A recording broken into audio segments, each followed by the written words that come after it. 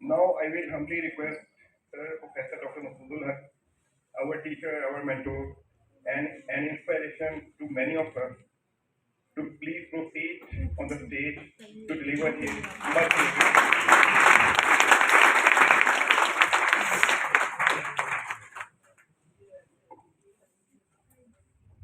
Bismillahirrahmanirrahim.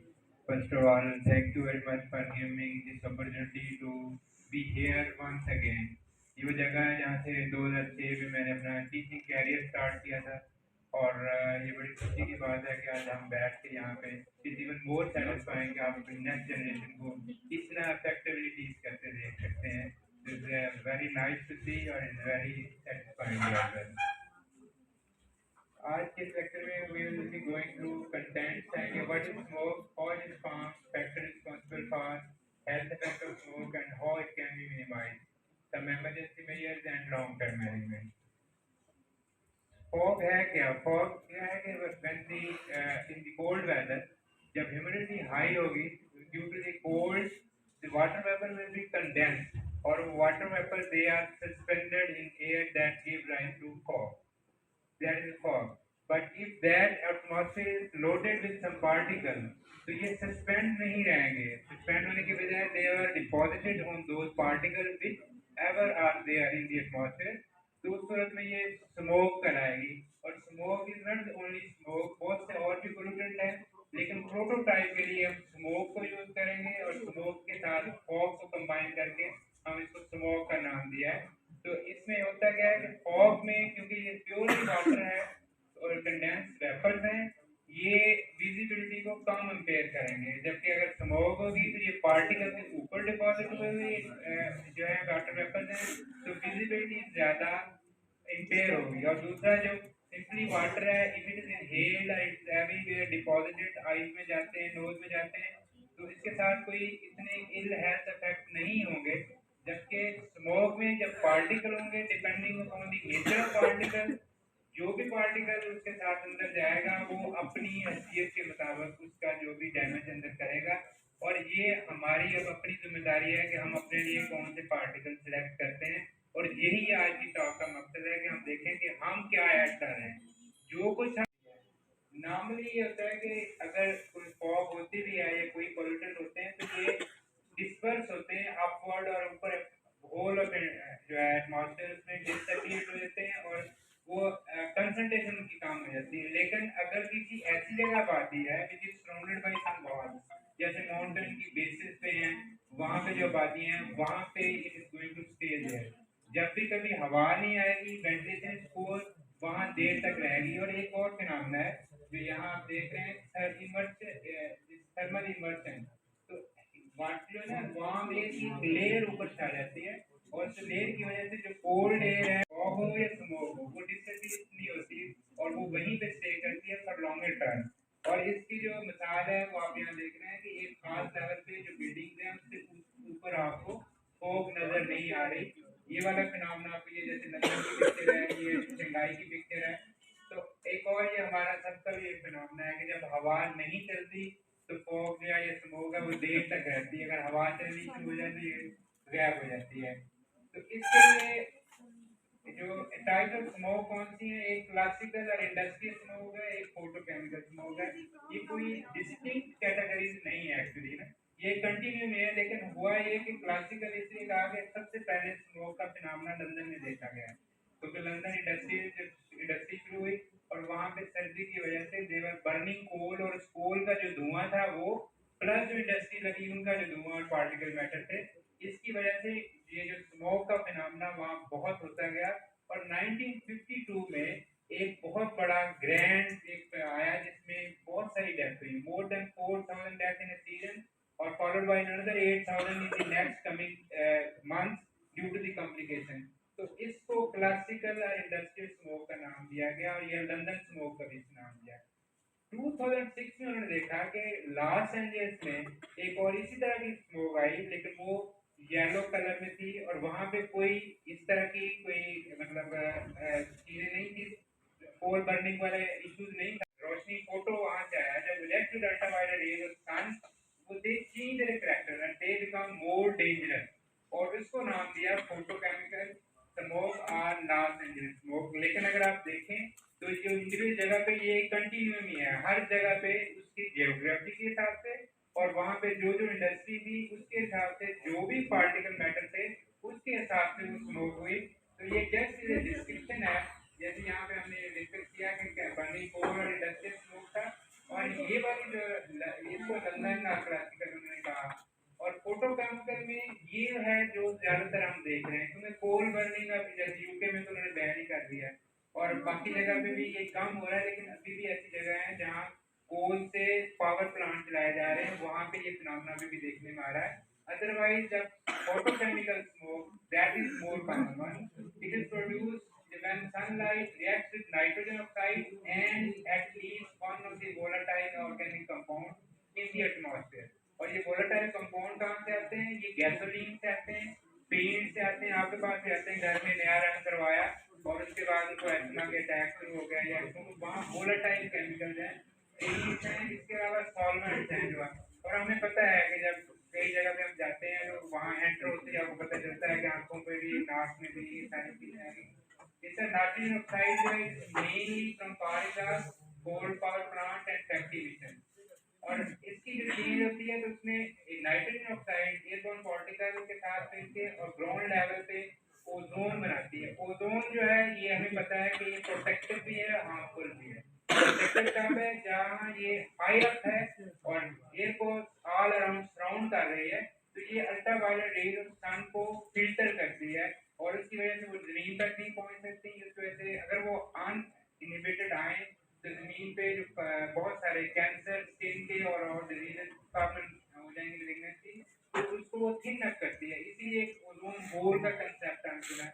Actually ये तो physical whole नहीं है, यहाँ at places due to these chemical जो भी रिएक्शन हो रहे हैं वहाँ पे ओजोन लो थिन होगी, और जब थिन हुई तो ज्यादा जो है अल्ट्रावायलेट रेज नीचे आने लगी, उसकी वजह से वहाँ पे ये। और अगर आप इन्वायरमेंट को इम्प्रूव करेंगे तो ये जो थिननेस है ओजोन लेयर की ये इम्प्रूव हो सकती है। इसी पे सारा काम आजकल इन्वायरमेंट में दुनिया में हो रहा है कि आप ऐसे तमाम काम ना करें जिससे ओजोन की डिप्लीशन हो रही है।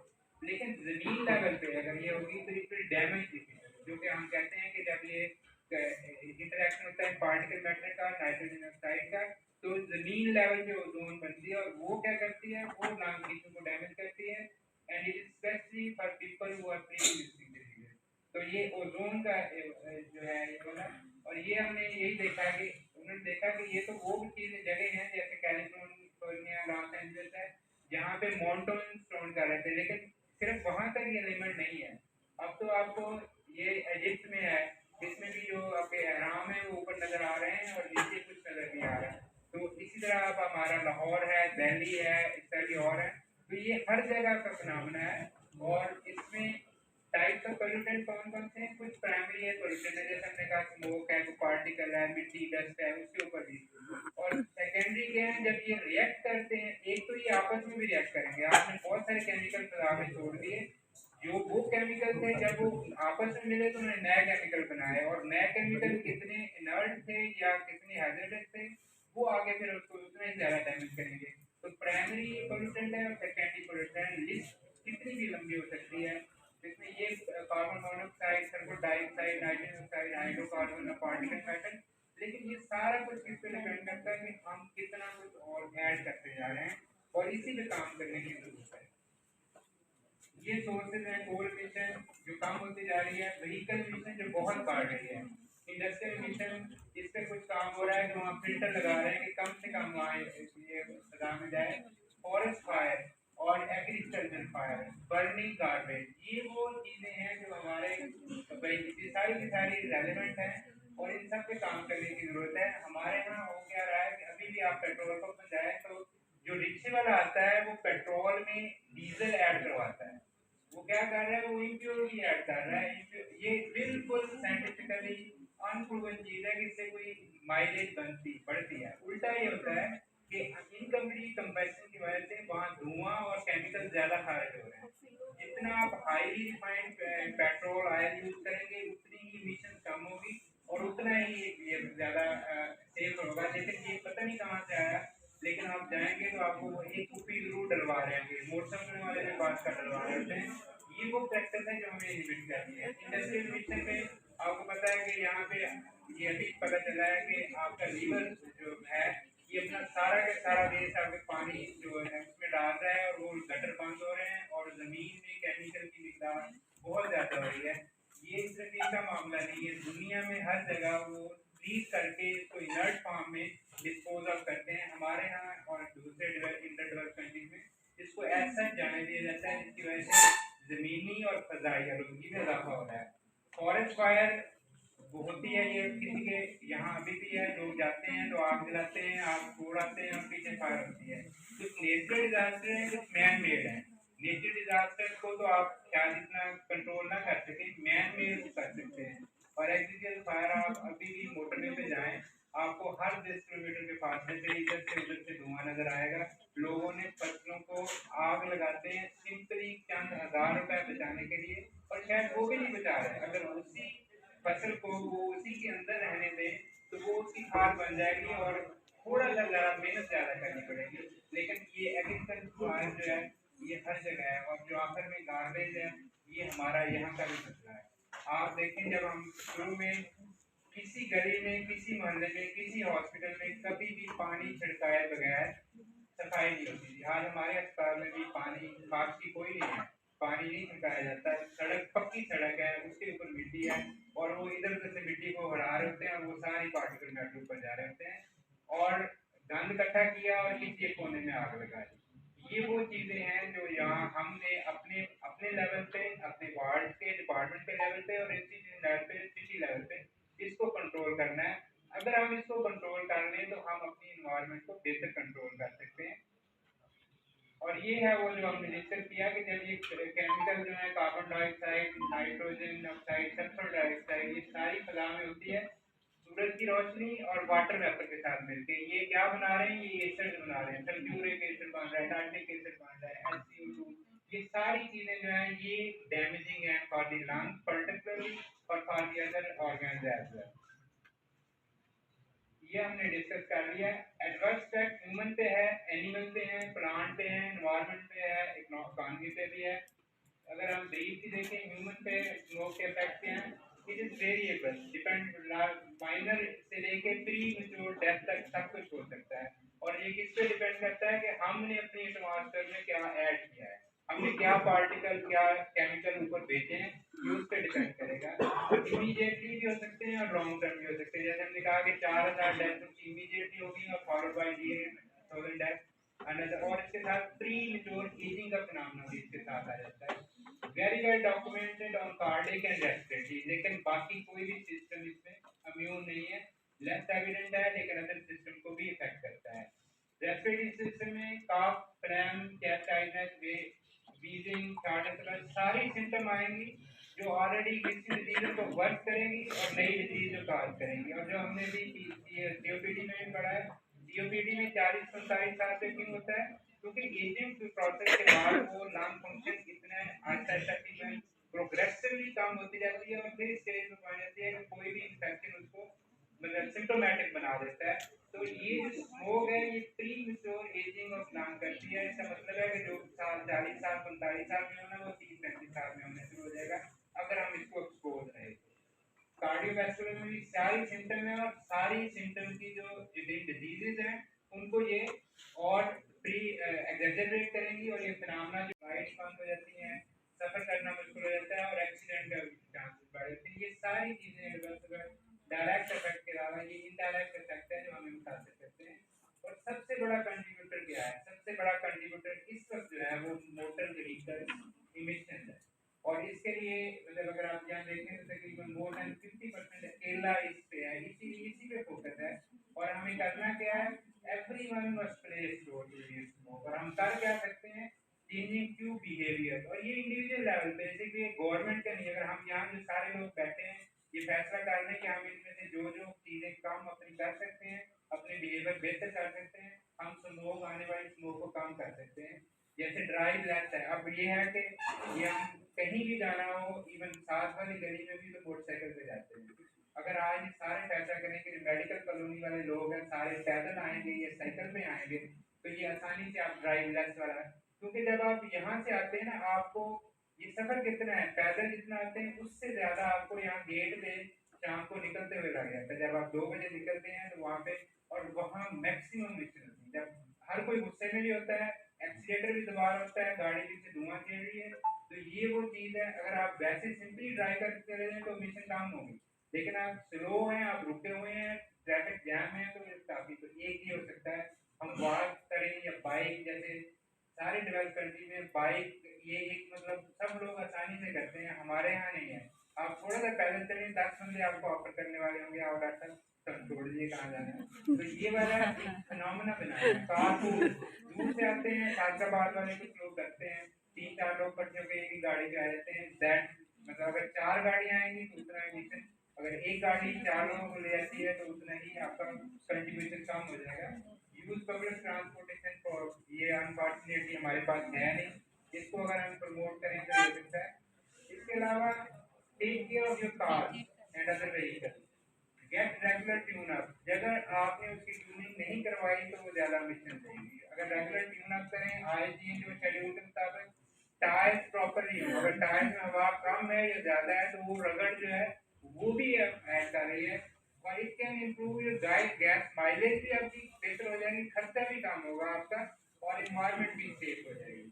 इसी तरह fuel up during the cooler hours of the day, रात को या सुबह के वक्त आप करें तो इमिशन कम होगी। अगर आप पीक आवर्स में करेंगे, गर्मी के मौसम में करेंगे, तो ये क्योंकि वोलेटाइल है, ऑर्गेनिक कंपाउंड है, गैसोलीन है, तो जब भी वो पेट्रोल भरते हैं तो आपको पता है बाजार में जाएंगे वो इमिशन जो है वो ऐड ऑन होते जाते हैं, तो ये अगर हम करें तो ये भी हेल्पफुल होगा। Avoid products that reach high level of volatile organic compound, for example use low pH compound। अब आ गए ऐसे पेड़ भी जिनको आप लगाएं तो वो हमको को नहीं पड़ते, थोड़े से महंगे हैं।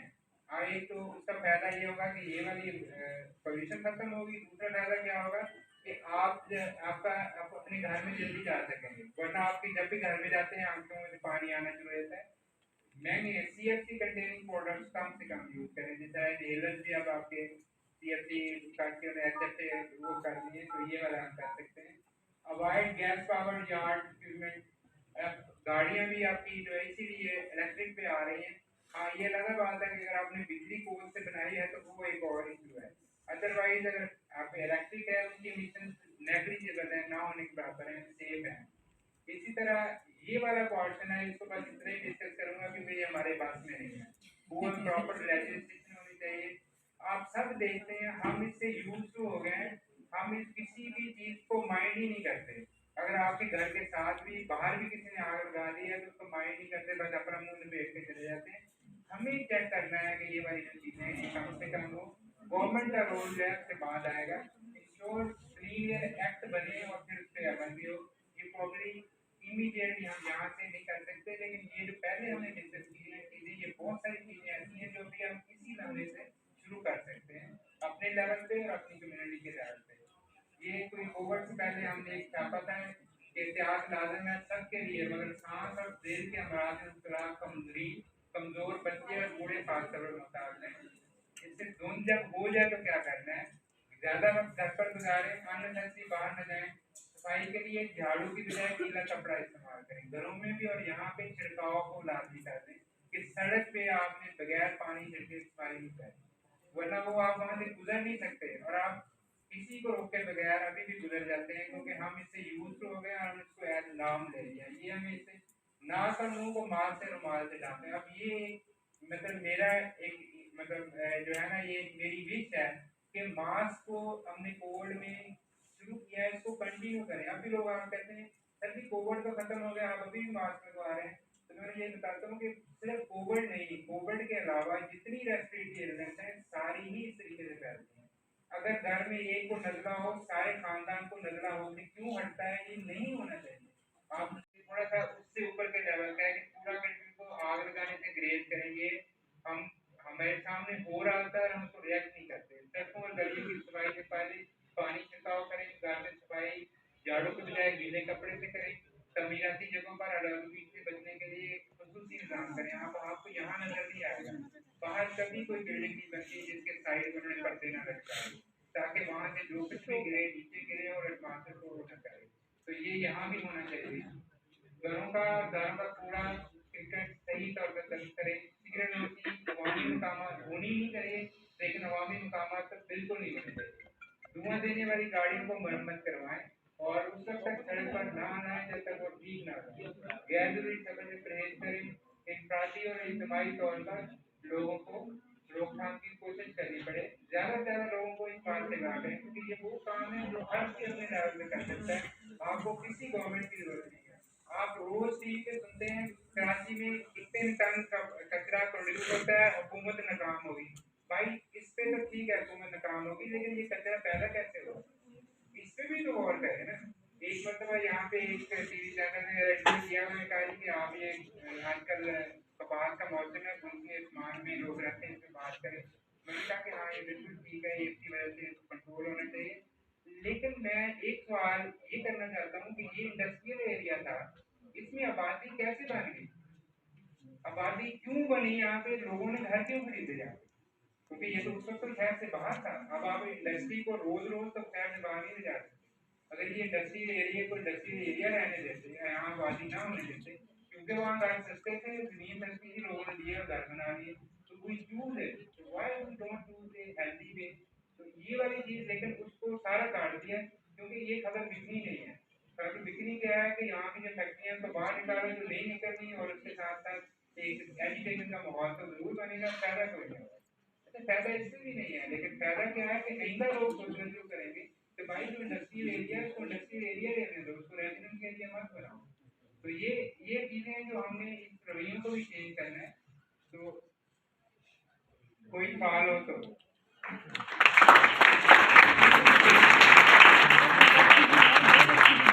ये हमारी सारी रिस्पॉन्सिबिलिटी है।